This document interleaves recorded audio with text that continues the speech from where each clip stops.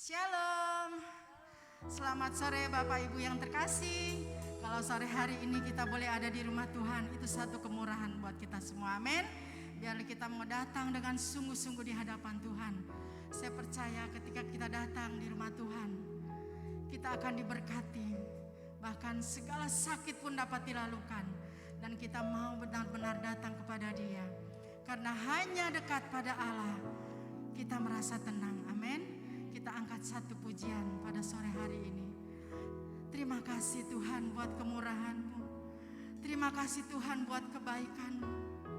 Kami ada pada sore hari ini karena kasih anugerah-Mu yang menyertai kami. Biarlah Tuhan, kalau sebentar kami menaikkan pujian kami, biarlah pujian kami boleh menyenangkan hati-Mu Tuhan. Kami percaya Roh Kudus-Mu datang buat kami, Roh penghibur yang memberikan kekuatan bagi kami. Terpujilah nama-Mu Bapa.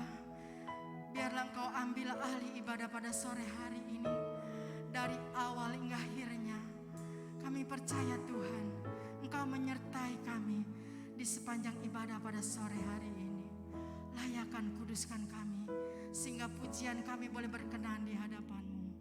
Ampuni segenap pelanggaran dosa kami Tuhan, sehingga kami layak memanggil nama-Mu yang kudus, nama-Mu yang ajaib. Terpujilah nama-Mu Bapa. Haleluya.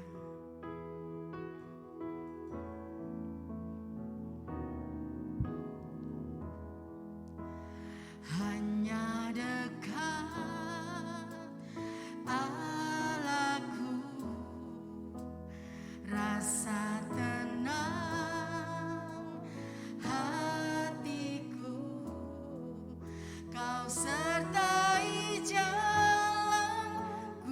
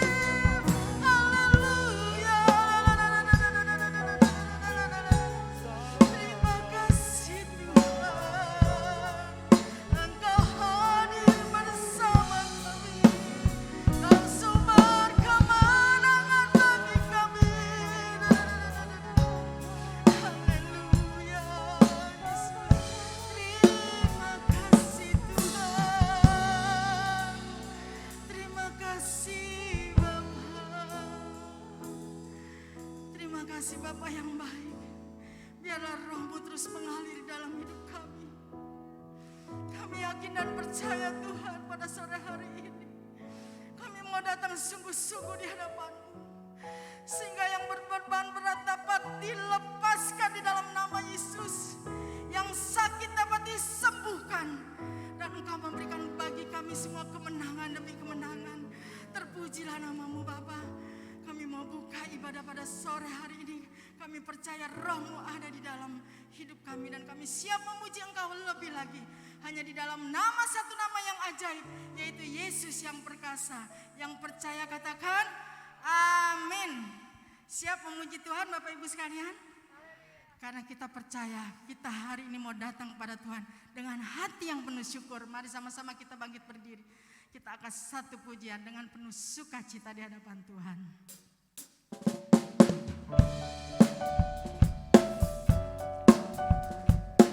Haleluya.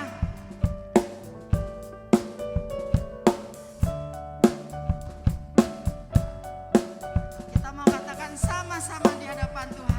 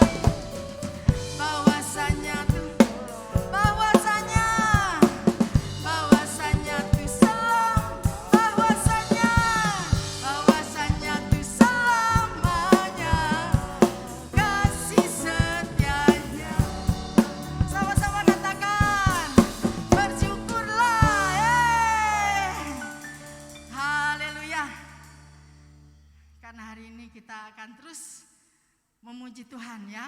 Kita mau angkat satu pujian lagi, yaitu Tuhan Yesus baik. Saya percaya kita semua mengalami kebaikan Tuhan. Amin. Haleluya. Haleluya.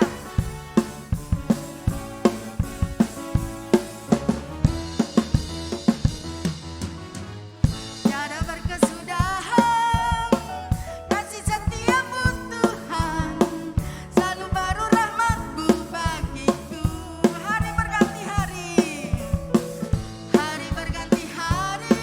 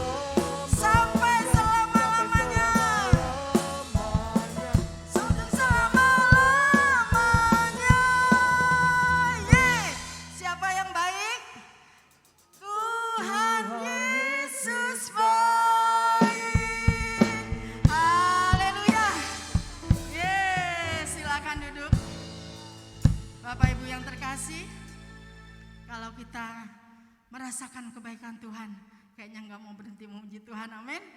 Karena Dia yang selalu ada di dalam hati kita, sehingga roh pujian selalu ada di dalam kebaikan kita semua. Haleluya. Tiba saatnya kita akan mendengarkan suara Tuhan. Biarlah firman Tuhan yang memberikan kekuatan di dalam hati kita semua.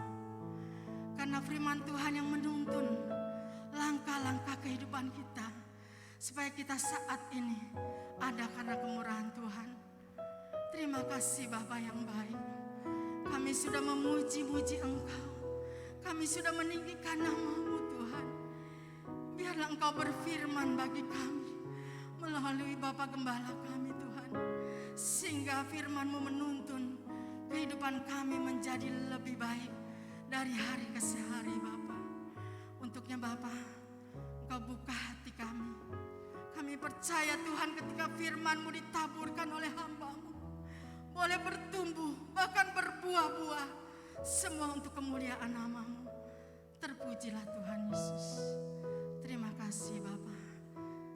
Haleluya. Sekalipun ku berjalan dalam lembah gelap, namun tangan-Mu selalu menopang hidupku.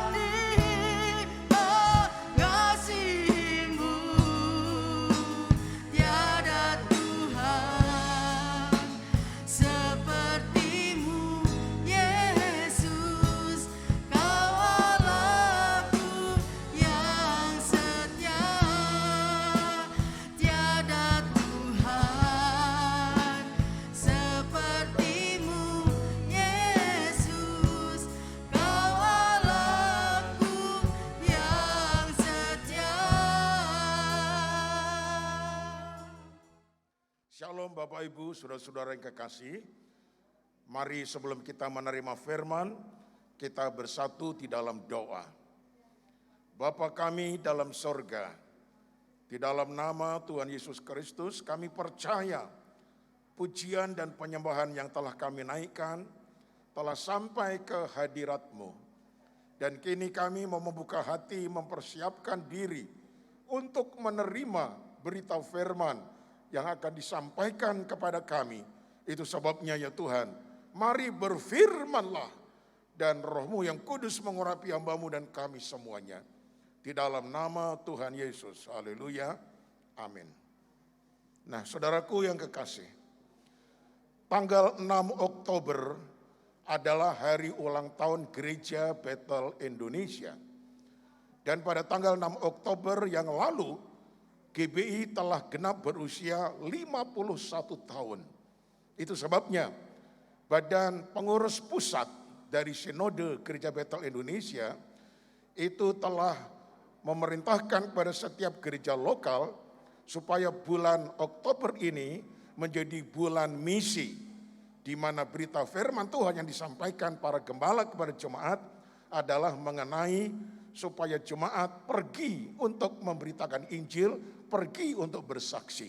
Itu sebabnya saudaraku, tema pada firman yang akan saya sampaikan kepada saudara adalah apa sebabnya kita harus memberitakan Injil atau bersaksi. Ya sekali lagi, mengapa kita harus bersaksi atau memberitakan Injil? Untuk itu kita akan membaca lebih dulu di dalam Kisah Rasul pasal yang pertama, ayat 10 dan ayat yang ke-11. Kisah Rasul pertama ayat 10 dan ayat yang ke-11. Hai orang-orang Galilea, mengapakah kamu berdiri menatap ke langit? Nah ini dia ya. Dikatakan berikutnya, Yesus ini yang terangkat ke sorga, meninggalkan kamu, akan datang kembali dengan cara yang sama seperti kamu melihat dia naik ke sorga. Nah saudaraku yang kekasih,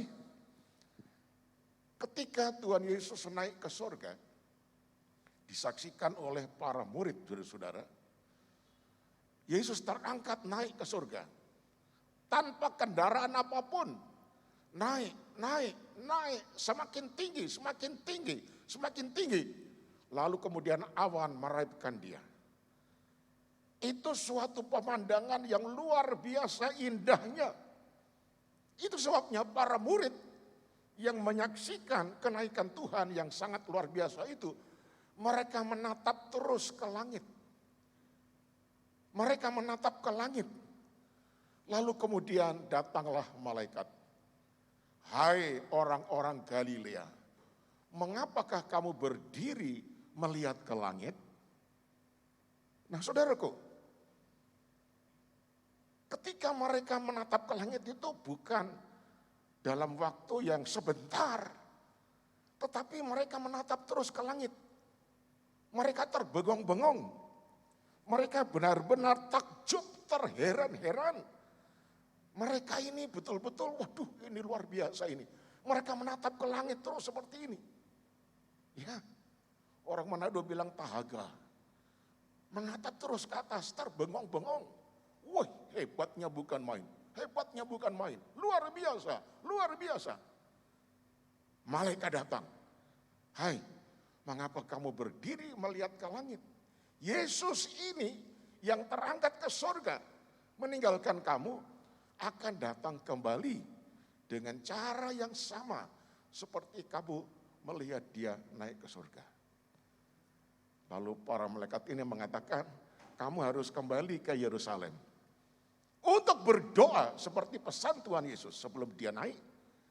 Ya, menanti-nantikan janji di mana kamu akan diberikan kuasa apabila Roh Kudus itu turun atas kamu. Dan kamu akan menjadi saksi bagiku di Yerusalem, di Yudea, di Samaria, bahkan sampai ke ujung bumi. Nah saudaraku yang kekasih, banyak orang Kristen yang seperti para murid ya, terbengong-bengong. Begitu heran, begitu merasa keajaiban yang luar biasa. Karena apa? Karena telah melihat mujizat. Karena telah mengalami pertolongan Tuhan yang spektakuler. Dokter mungkin mengatakan penyakitmu ini tidak akan sembuh. Tetapi dengan doa akhirnya mengalami kesembuhan. Nah, orang yang mengalami ini mereka terbengong-bengong. Wah, luar biasa, luar biasa. Nah, tolong dengar saudara-saudara. Para malaikat tadi mengingatkan, jangan terbengong-bengong melihat luar biasanya, indahnya Yesus naik ke surga. Tetapi kamu harus kembali ke Yerusalem untuk berdoa. Sehingga Roh Kudus akan memenuhi kamu dan kamu bisa pergi untuk memberitakan Injil. Demikian juga Tuhan berkata kepada saudara dan saudara, jangan terbengong-bengong, terheran-heran, takjub mengalami mujizat kuasa Allah, tetapi pergilah, ceritakan itu kepada banyak orang. Saksikan itu kepada banyak orang. Bahwa Yesus itu adalah Tuhan. Di bawah kolong langit ini tidak ada nama yang olehnya manusia bisa selamat. Kecuali hanya di dalam nama Yesus Kristus. Jadi jangan hanya mengalami keajaiban Tuhan. Lalu kita terbuai dengan keasikan yang luar biasa. Menikmati indahnya pertolongan Tuhan. Tetapi saudaraku, biarlah ceritakan pengalamanmu itu kepada banyak manusia. Terutama mereka yang belum mengenal Kristus. Mereka yang masih terhilang. Supaya mereka mendengar ada kuasa di dalam Yesus Kristus. Yaitu kuasa untuk mengampuni dosa. Kuasa untuk memasukkan manusia yang berdosa masuk ke dalam kerajaan sorga.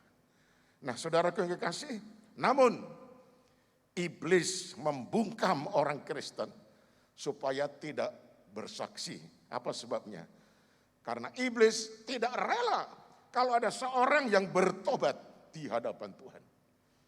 Alkitab mengatakan kalau di bumi ini ada satu orang pun yang bertobat, para malaikat di surga itu bersorak-sorai memuliakan Allah dengan penuh sukacita. Nah saudaraku, berarti kalau kita bersaksi memenangkan satu jiwa, mereka menerima Yesus, malaikat di surga bersorak-sorak. Tetapi kebalikannya, kalau ada satu orang yang bertobat, iblis ini susahnya bukan main. Tetapi kalau ada satu orang Kristen yang murtad tinggalkan Tuhan, iblis bersuka cita luar biasa. Saudaraku yang kekasih, iblis membungkam mulut-mulut orang Kristen supaya tidak bersaksi dengan meluncurkan anak panah keraguan-raguan. Ya, dalam diri orang Kristen berkata begini, nah nanti kalau aku bersaksi, apakah orang mau percaya? Ada juga yang mengatakan, kalau aku bersaksi, apakah tidak menyinggung perasaannya? Wah, nanti kalau aku bersaksi, orang mengatakan, sok. Wah, lu udah kayak pendeta aja. Emangnya lu siapa? Jadi Kristen aja baru beberapa saat, sekarang udah sok lu. Waduh, nanti gimana? Orang lain mengatakan, omong kosong lu. Nah saudaraku, jadi ini anak panah iblis yang ditancapkan di dalam hati kita. Sehingga kita takut untuk bersaksi, malu untuk bersaksi. Nah saudaraku yang kekasih, sebetulnya setan tidak rela jika ada seseorang yang bertobat lalu terima Yesus. Nah saudaraku yang kekasih, mari kita akan melihat apa sebabnya kita mesti bersaksi. Nah ingatlah saudara-saudara, kuasa yang besar itu sebetulnya menyertai kita apabila kita mau bersaksi. Ini alasan yang pertama. Karena ketika kita bersaksi kita mesti ingat kuasa Tuhan yang begitu besar itu menyertai saya, itu menyertai saudara. Wah luar biasa saudara, menyertai kita sekalian. Saya pernah dipanggil untuk mendoakan seorang pemuda yang dirasuk setan, saudara-saudara. Wah ini pemuda ini karena badannya tegap, ya badannya itu kuat, luar biasa, lebih tinggi dari saya. Ketika dia ngamuk, saudara-saudara, itu pintu-pintu sekali pukul itu jebol, saudara-saudara. Ada satu orang yang mengikut saya itu dipukul tapi bisa menghindar. Tetapi ketika saya katakan dalam nama Yesus, langsung blek. Orang itu terjungkal, saudara-saudara. Saya sampai heran, kok bisa begitu? Dan teman saya ngikut sama saya tadi terheran-heran, kok bisa begitu? Nah ini bukti bahwa ketika kita mau bersaksi saudara-saudara, ingatlah kuasa Tuhan yang begitu besar menyertai saya, menyertai saudara. Itu sebabnya pertanyaannya, kalau ini merupakan janji Tuhan, kenapa kita tidak berani bersaksi? Karena Tuhan pasti menyertai kita sekalian. Saudaraku yang dikasihi oleh Tuhan, saya bacakan Kisah Rasul 1 ayat yang ke-8 saudara-saudara. Supaya kita benar-benar mengerti akan ayat yang saya tadi katakan. Tetapi kamu akan menerima kuasa kalau Roh Kudus turun ke atas kamu. Dan kamu akan menjadi saksiku di Yerusalem dan di seluruh Yudea dan Samaria dan sampai ke ujung bumi. Jadi kuasa Roh Kudus itu saudara-saudara, ini luar biasa. Inilah roh Allah. Tidak ada roh di dunia yang lebih besar, yang lebih dahsyat daripada roh Allah. Dan roh yang sangat besar itu memenuhi saya, memenuhi saudara yang mau bersaksi. Itulah yang disebut kuasa Allah yang besar tadi menyertai kita sekalian. Itu sebabnya saudaraku, kita harus berani untuk pergi seperti kata-kata Tuhan Yesus yang terakhir. Pergilah, beritakan Injil ke seluruh muka bumi ini. Kalau kita lakukan berarti kita menuntaskan perintah agung yang terakhir daripada Tuhan kita Yesus Kristus. Dan puji Tuhan, di era pandemi ini saudara-saudara, dulu gak pernah terpikir pendeta-pendeta, gembala-gembala dari gereja lokal itu ketika berkhotbah di gereja itu kemudian direkam dan kemudian disiarkan secara online lewat YouTube. Dulu nggak pernah terpikir begitu. Kalau ada yang terpikir ya mungkin ya 1-2 gereja saja, gereja yang besar. Tetapi di era pandemi ini hampir setiap gembala sidang dari gereja-gereja lokal mengadakan ibadah ya yang direkam lalu kemudian ditayangkan ya lewat live streaming, lewat online dan itu disiarkan kepada setiap orang yang mau mengaksesnya. Wah, saudara-saudara luar biasa. Ya, dengan demikian Injil Tuhan ini dengan teknologi tadi itu bisa merambah ke seluruh dunia sampai ke pelosok-pelosok dunia. Dan kalau ini sudah terjadi berarti kedatangan Kristus sudah semakin dekat. Haleluya. Itu sebabnya saudara harus rela pergi memberitakan Injil, bersaksi tanpa malu, tanpa takut karena Roh Allah yang besar menyertai kita sekalian. Yang kedua saudara-saudara, bersaksi itu bukan hanya tugas dari pendeta, bukan hanya tugas dari para hamba Tuhan, tetapi tugas semua orang yang percaya. Yang setuju katakan amin saudara-saudara ya. Nah, Kisah Rasul 22 ayat 15 dikatakan begini. Sebab engkau harus menjadi saksinya terhadap semua orang tentang apa yang kau lihat dan yang kau dengar. Lalu ayat yang ke-16 bagian A, dan sekarang mengapa engkau masih ragu-ragu? Ini pertanyaan sebetulnya yang harus kita camkan baik-baik saudara. Mengapa engkau ragu-ragu? Nah sebetulnya perintah sebab engkau harus menjadi saksinya terhadap semua orang tentang apa yang kau lihat dan yang kau dengar. Ini adalah perintah Tuhan Yesus kepada Paulus yang baru saja bertobat. Yang baru saja menerima Yesus. Yang baru saja dibaptiskan. Kemudian dia berangkat memberitakan Injil. Suatu perintah yang luar biasa ya. Coba tadi kita lihat ya. Sebab engkau harus menjadi saksinya dengan N besar. Itu berarti menjadi saksi Yesus Kristus. Ini yang pertama. Menjadi saksi Yesus. Saya dan saudara juga terpanggil menjadi saksi daripada Yesus. Pengalaman apa yang telah kita terima dari persekutuan kita yang dekat dengan Yesus, itu ceritakan kepada banyak orang. Nah, menjadi saksi Yesus terhadap semua orang. Tentang apa yang kau lihat? Ketika Saulus, waktu itu namanya masih Saulus ya, dengan menerima surat kuasa untuk menangkapi orang-orang Kristen, menganiaya orang Kristen. Nah, saudara-saudara, di depan pintu gerbang Damaskus atau pintu gerbang Damsyik, tiba-tiba ada cahaya yang luar biasa terangnya menerangi Saulus. Dia rebah, langsung matanya menjadi buta. Dan dia mendengarkan suara, Saulus, Saulus, mengapa engkau menganiaya aku? Saulus kaget. Siapa engkau, Tuhan? Akulah Yesus Kristus yang engkau aniaya. Nah, saudaraku yang kekasih, ini yang dialami, ini yang didengar, ini yang dilihat oleh Saulus pada waktu itu. Dan Yesus katakan tadi, engkau harus menjadi saksinya terhadap semua apa yang telah engkau lihat dan apa yang engkau dengar. Jadi ketika dia sudah terima Yesus dibaptis, namanya menjadi Paulus, Tuhan berfirman, apa yang telah engkau lihat, apa yang telah engkau dengar, ceritakan kepada banyak orang. Yaitu perjumpaanmu dengan Yesus Kristus.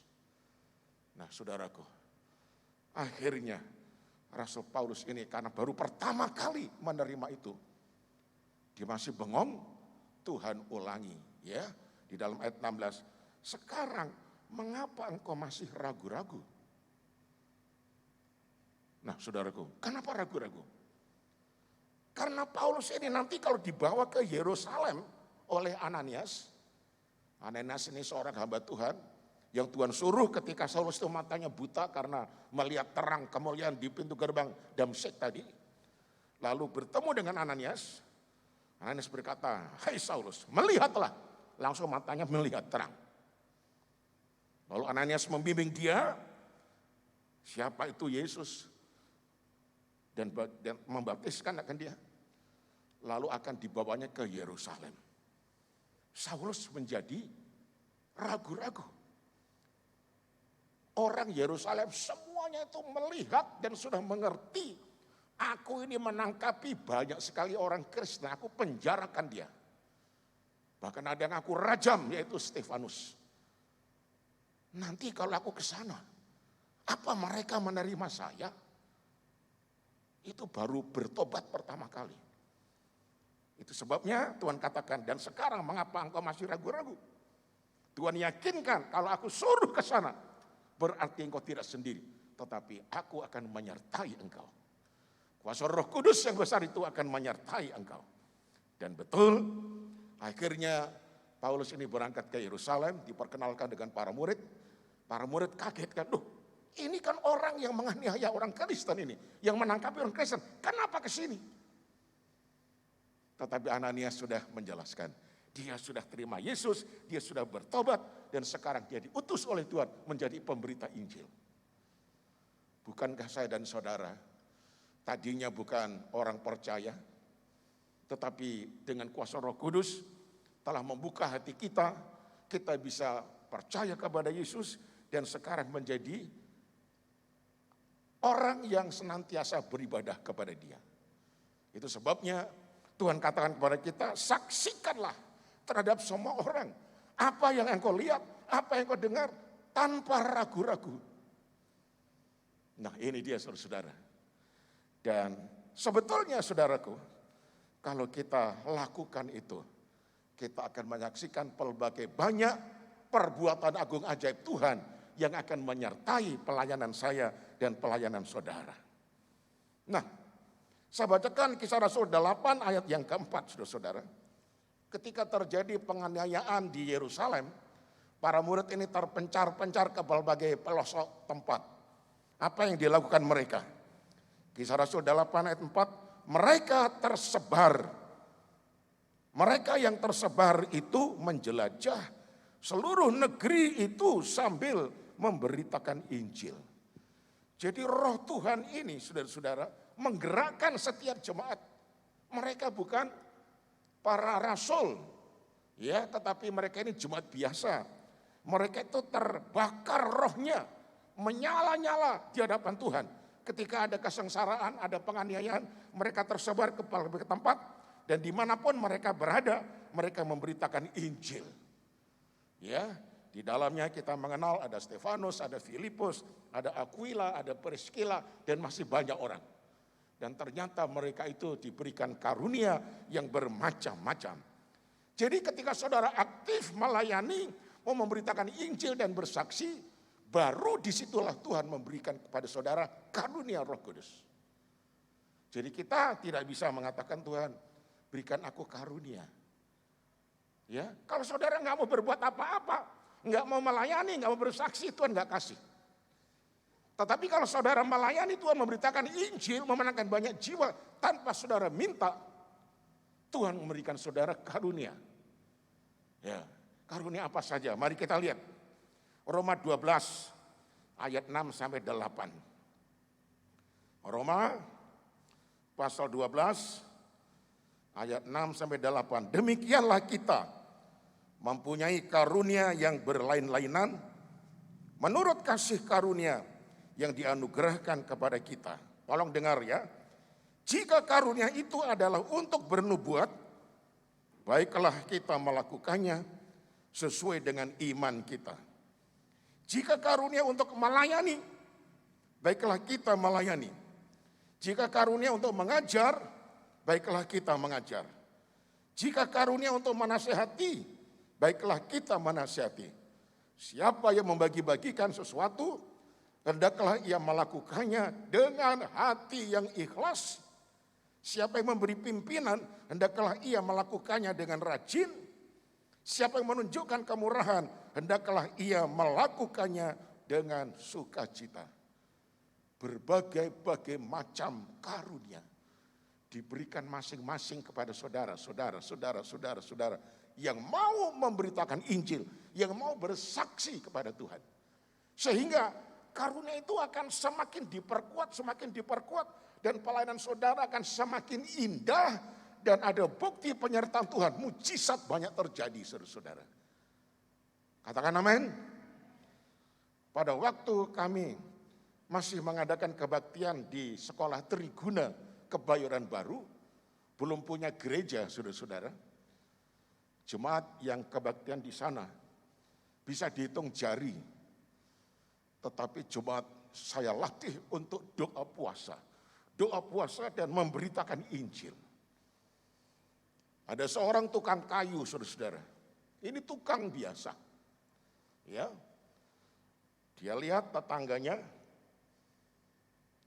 itu istrinya dari tetangganya itu buta, saudara-saudara. Nggak bisa melihat. Bukan buta dari lahir, tetapi buta karena penyakit. Di mana istri tetangganya itu, dia sebagai seorang penjahit, kalau jahit sampai malam-malam, kurang istirahat. Nggak tahu kenapa, akhirnya kena sakit mata, lalu buta 100% nggak bisa lihat. Nah ini tukang kayu ini, karena dia melihat tetangganya dalam keadaan yang sedemikian menderita. Karena suaminya juga tukang juga, dia datang bersaksi. Pak, Ibu, kalau Bapak Ibu percaya sama Tuhan Yesus Kristus, pertama-tama dosa Bapak Ibu akan diampuni. Tuhan menyelamatkan Bapak Ibu, dan jaminannya adalah Bapak Ibu akan masuk surga. Yang kedua, tidak mustahil istri Bapak yang buta disembuhkan oleh Tuhan. Bagaimana? Mau terima Yesus? Tetangganya langsung bilang, iya, terima Yesus. Ini tukang kayu ini mendoakan supaya tetangganya itu terima Yesus. Lalu tetangganya katakan, sekarang yang kedua, doakan istri saya supaya matanya yang buta bisa lihat. Ini tukang kayu mengatakan, wah ini bukan kerjaan saya ini. Ini kerjaan pendeta saya. Jadi tolong saya akan panggil pendeta saya untuk datang ke sini. Dia naik motor datang ke rumah saya, saudara-saudara. Jam 8 malam saya masih ingat. Saya waktu itu tinggal di Blok A, ya, Kebayoran. Nah, dia datang. Loh Pak, ngapain Bapak malam-malam datang ke sini? Ya Pak, dia cerita sampai jet. Bapak mesti datang. Karena mereka sudah terima Injil, terima Yesus, mereka sudah diselamatkan. Tinggal matanya buta, itu tugas Bapak. Wah, sempot-sempotan saudara-saudara ya. Gimana ini orang buta ini? Nah, saya masuk kamar. Saya berdoa dulu, Tuhan, ini bukan pekerjaan saya. Ini pekerjaan Tuhan. Mari Tuhan beserta dengan saya dalam nama Yesus. Saya digoncangin motor. Begitu sampai di rumah daripada bapak ibu yang matanya istrinya buta itu, tangan daripada istrinya dipimpin untuk salaman dengan saya. Oh Pak Pendeta, selamat malam. Lalu saya tes lagi, apakah sudah betul-betul percaya kepada Yesus dengan tulus ikhlas, tanpa ada harapan supaya nanti matanya yang buta itu sembuh, sehingga kamu bisa percaya, ternyata betul-betul mau percaya sama Yesus. Kemudian saya berdoa, mendoakan istrinya, supaya matanya terbuka. Begitu amin, tetap buta saudara-saudara. Wah, saya menjadi semakin gemetar saya. Tuhan kasih hikmat. Pak, saya kasih satu perumpamaan. Kalau misalnya di depan halaman rumah Bapak ini ada pohon mangga yang tingginya baru semeter. Lalu akarnya itu diputusin ya, di dalam tanah diputusin semuanya. Saya tanya, seminggu kemudian bagaimana? Daunnya layu Pak. 2 minggu kemudian daunnya kering. Sebulan kemudian matilah itu pohon. Oh gitu ya Pak. Nah, dengan iman saya katakan, istri Bapak, ya pelan-pelan, pelan-pelan, pelan-pelan. 1 bulan kemudian pasti dia bisa melihat. Lalu dia katakan amin, amin, amin, amin. Saya pulang saudara-saudara. Saya ajak jemaat semuanya berdoa kepada Tuhan. Ya. Lalu Bapak tadi yang bersaksi ketemu di gereja katakan, Pak, minggu kedua sudah bisa lihat bayangan Pak. Ya, saat suruh lihat lampu di atas kalau tangan saya begini, itu kelihatannya sudah ada bayangannya. Nah, persis 4 minggu sebulan kemudian, Bapak yang tadi bersaksi bilang, Pak, luar biasa Pak. Terjadi heboh di daerah itu, di daerah Simpruk bawah saudara-saudara. Itu ibu sudah bisa melihat orang-orang terbengong-bengong semuanya. Dan Bapak diminta datang ke sana. Waduh saudara-saudara. Lalu saya ya dengan Ibu Gembala datang ke sana. Waktu saya datang, di ujung gang sudah disambut anak-anak kecil semuanya. Mereka bilang, Mbah Dukun datang, Mbah Dukun datang. Saya dikiranya dukun saudara-saudara. Hai, saya bukan dukun, ngerti gak? Tetap aja Mbah Dukun datang. Begitu sampai di depan rumah daripada ibu tadi, langsung tangannya cek. Loh, Pak Pendeta kan? Iya. Saya kira Pak Pendeta itu rambutnya sudah putih, jenggotnya putih, gitu. Ternyata Pak Pendeta masih muda. Saya sekarang aja sudah hampir 70, udah kayak apa dah. Apalagi pada waktu itu kira-kira umur berapa ya? Masih umur 45. Betapa mudanya saya kan? Betul nggak saudara? Haleluya.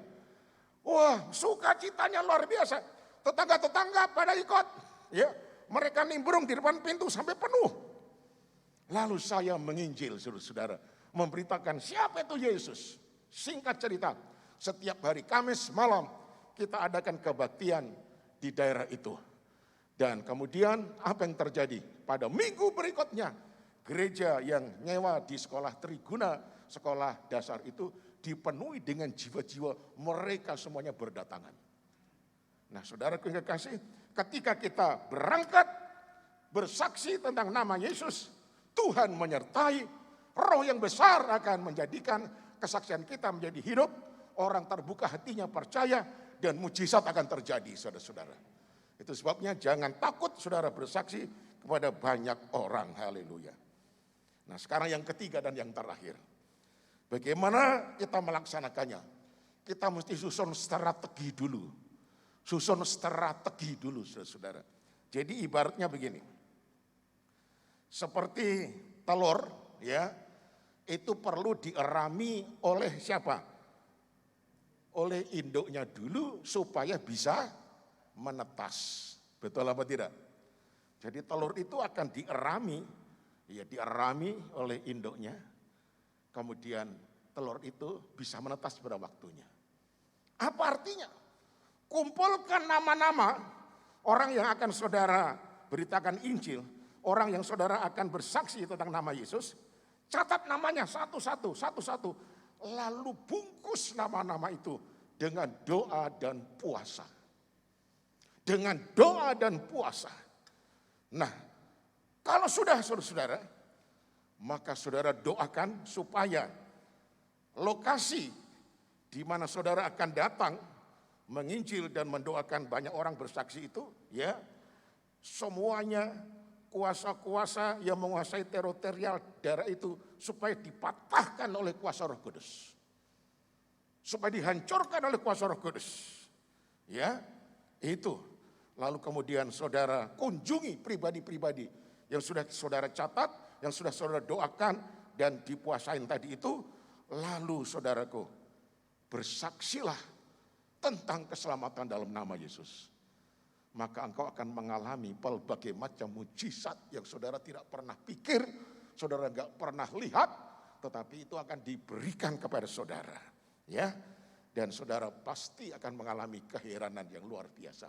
Karena Tuhan menyertai saudara. Aku menyertai engkau sampai akhir zaman. Itu bukan kepada semua orang Kristen secara umum. Begitu saja. Tanpa syarat. No. Saudara baca konteksnya baik-baik. Pergilah. Beritakan Injil ke seluruh dunia. Ya, dan yang percaya baptislah mereka bla bla bla bla. Lalu akhirnya aku menyertai engkau sampai akhir zaman. Jadi kalau engkau memberitakan Injil dan bersaksi, engkau akan disertai oleh Tuhan. Ketika saya bersaksi, maka di belakang saya ini ada backup. Siapa dia? Dia adalah Tuhan yang Maha Kuasa. Sedang menjaga, melindungi, memimpin saya di belakang saya. Kenapa saya takut? Nah, saudaraku yang kekasih. Sekarang saya tutup dengan satu ayat. Ya, Yohanes 15 ayat 16. Ini harus kita benar-benar miliki dan alami. Bukan kamu yang memilih aku, tetapi akulah yang memilih kamu. Dan aku telah menetapkan supaya kamu pergi dan menghasilkan buah, dan buahmu itu tetap, supaya apa yang kamu minta kepada Bapa dalam namaku diberikannya kepadamu. Kalau saudara betul-betul sudah menjadi orang percaya, maka Tuhan katakan, ya, supaya kita pergi menghasilkan buah. Buah yaitu jiwa-jiwa yang telah kita menangkan. Kalau kita sudah memenangkan jiwa-jiwa, Tuhan menjamin begini, supaya apa yang kamu minta kepada Bapa dalam namaku, kata Yesus, diberikannya kepadamu. Wah, luar biasa. Kalau kita sudah memenangkan jiwa, saudara bisa minta kepada Tuhan. Tuhan akan memberikan kepada saudara. Katakan amin. Itu sebabnya, marilah kita pergi untuk bersaksi, memberitakan nama Yesus kepada banyak orang. Amin. Puji Tuhan. Haleluya. Mari kita bangkit berdiri bersama-sama di hadapan Tuhan.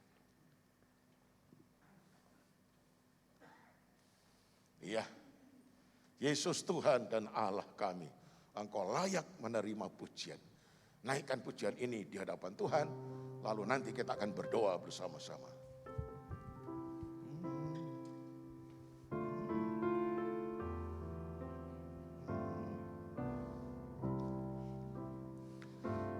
Yesus Tuhan dan Allah kami,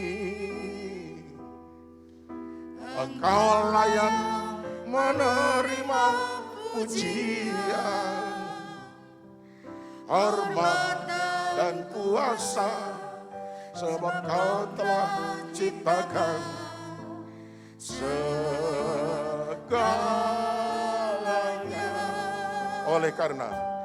Oleh karena kehendak-Mu, semuanya itu telah ada,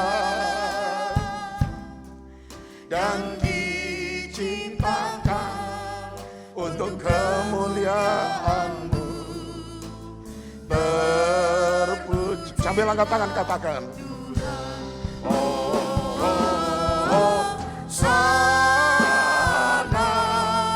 terpujilah Tuhan, terpujilah Tuhan Yesus. Sana terpujilah Tuhan, terpujilah Tuhan Yesus. Nah saudaraku, saya minta saudara akan tutup mata, lipat tangan. Apakah saudara mau mendengar perintah Tuhan dan mau melakukannya dengan tulus hati? Kalau engkau lakukan itu, saudara-saudara, Tuhan menyertai engkau. Jangan takut, jangan khawatir. Roh yang begitu besar itu menyertai saudara. Lakukan. Bulan Oktober untuk GBI adalah bulan misi. Kita harus mencari jiwa. Besuk kepada yang sudah lama tidak datang ke kebaktian.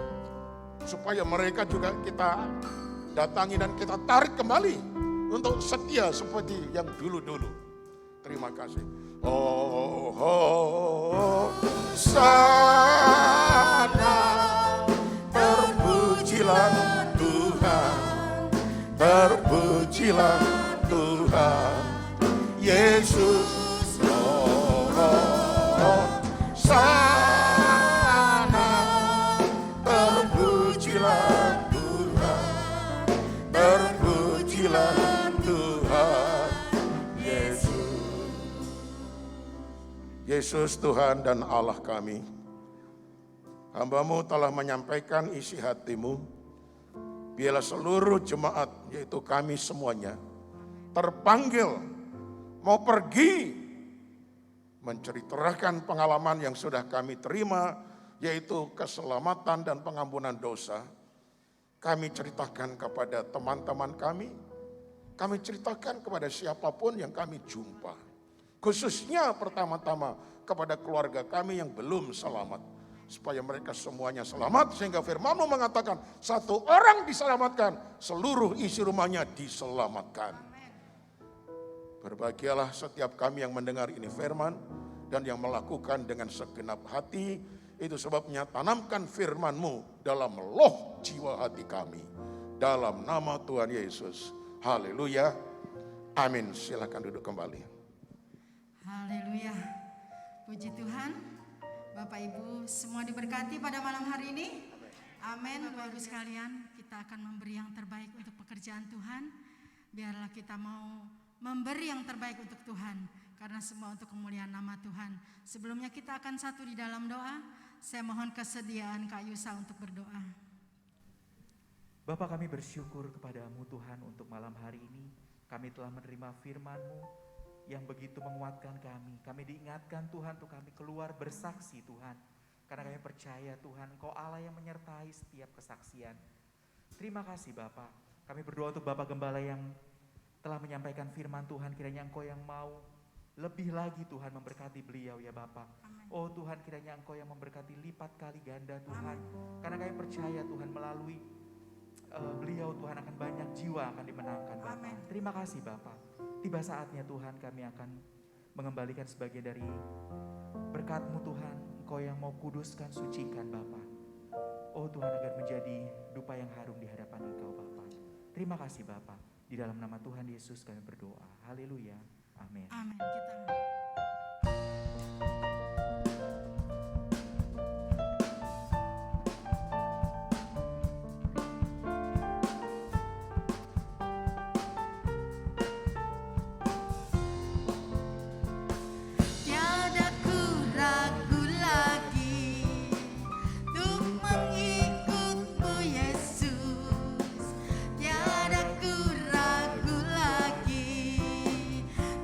Melayani